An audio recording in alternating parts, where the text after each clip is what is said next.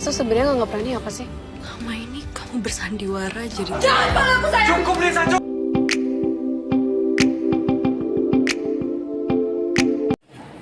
Film Ipar Adalah Maut ini berdasarkan kisah nyata. Pertemuan Aris dan Nisa dimulai dari hal yang sangat sederhana, yaitu masalah parkiran.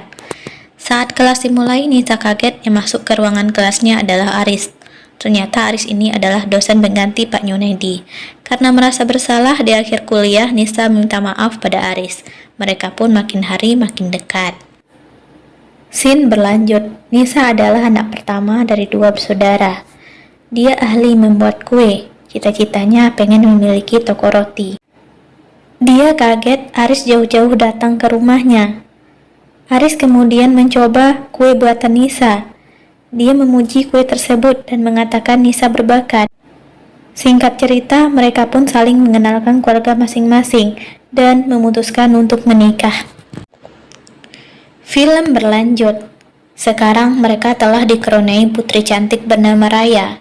Di malam itu, muncullah permintaan ibu Nisa dari telepon. Dia mau Rani adik Nisa tinggal bersama Nisa. Dia khawatir apabila Rani ngekos. Nisa wanita yang baik hati, tentu saja tidak bisa menolak permintaan ibunya. Namun sebenarnya dia ragu apakah dia dan suaminya akan nyaman jika ada orang lain di rumah mereka. Ketika mendiskusikan hal tersebut dengan Aris, semua keputusan diserahkan pada Nisa. Tidak ada yang menyadari keputusan membawa Rani masuk ke rumah mereka bisa mendatangkan bala atau masalah besar. Scene berlanjut. Rani dijemput untuk tinggal bersama keluarga Nisa. Nisa memberikan fasilitas kamar terbaik untuk Rani, agar Rani nyaman dan tidak keluyuran. Rani teramat senang dan berterima kasih kepada Nisa dan Aris. Nisa sangat menyayangi adiknya Rani. Dia memperingatkan Rani untuk hati-hati bergaul di Semarang. Scene berlanjut. Keputusan Nisa yang salah selanjutnya adalah tanpa ragu membiarkan Rani untuk pergi kuliah bareng Aris setiap pagi. Nisa sama sekali tidak menyimpan was-was sedikit pun.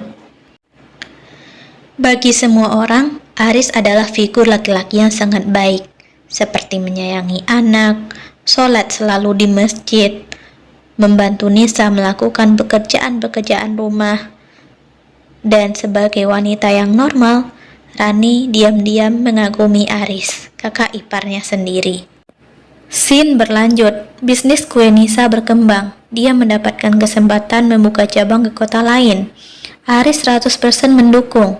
Namun di sisi lain, kepergian Nisa memberi ruang interaksi lebih banyak untuk Aris dan Rani. Apalagi Nisa berpesan untuk Rani melayani masnya. Diam-diam mereka berdua kehilangan iman dan menjadi budak hawa nafsu. Scene berlanjut. Rani dan Aris sudah berkhianat di belakang Nisa. Di hari Lebaran, ibu Nisa melihat kejanggalan dari cara Rani menatap Aris, suami mbaknya sendiri. Sebelum mereka kembali ke Semarang, ibu Rani berpesan agar tidak macam-macam di rumah mbaknya, namun Rani hanya mengangguk kecil. Scene berlanjut. Kebohongan demi kebohongan Aris mulai tercium oleh Nisa, seperti masalah seminar bersama Pak Junaidi, dan melihat gelagat Aris yang mulai berubah dari hari ke hari. Kemudian masalah Raya yang curhat menerima telepon dari Pak Junaidi, tapi suara perempuan.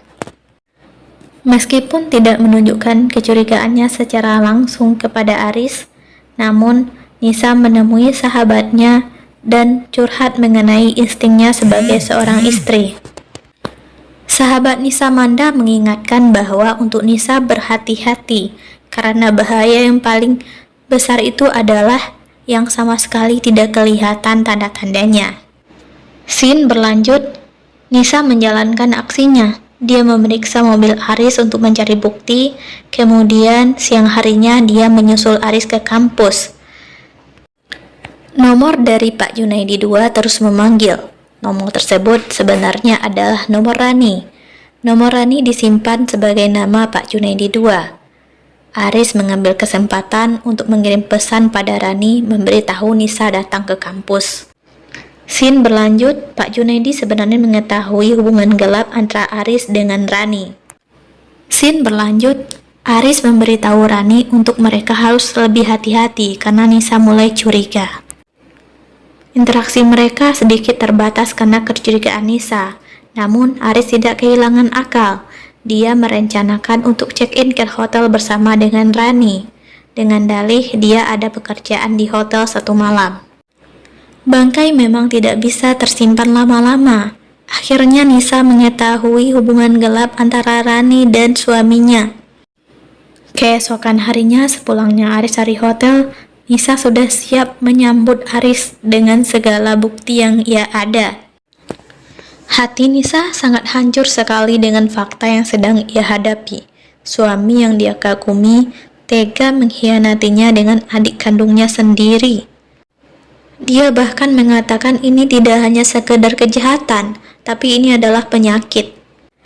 Scene berlanjut, belum sempat kering luka Nisa, bahkan dia baru saja terluka. Namun masalah ini sudah mendatangkan masalah lain. Ibunya jatuh sakit mengetahui Rani dan suami Nisa ada skandal. Namun fakta baru yang harus diterima adalah ibu Nisa melupakan ingatannya tentang masalah yang sedang terjadi.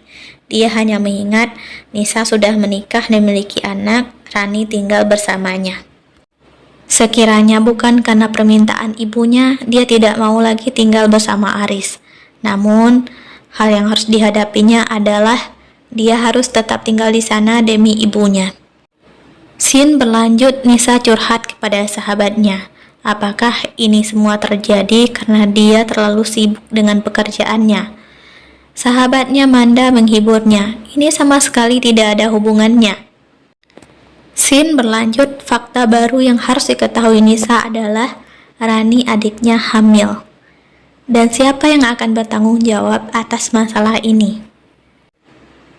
Apa yang akan dilakukan Aris untuk membetulkan keadaan ini? Bagaimana Nisa bisa memaafkan Aris? Dan bagaimana Nisa bisa memaafkan Rani? Dia benar-benar terluka. Pertengkaran hebat terjadi di hari itu dan terdengar oleh ibu mereka. Mereka nangis di pelukan ibunya dan kemudian ibu mereka menghembuskan nafas terakhir. Ibu Nisa dan Rani meninggal. Betapa dahsyatnya ketika kita salah mengambil keputusan berdasarkan perasaan, bukan berdasarkan ilmu. Film ini hadir untuk menyampaikan hikmah kepada kita semua agar tidak terjebak di masalah yang sama.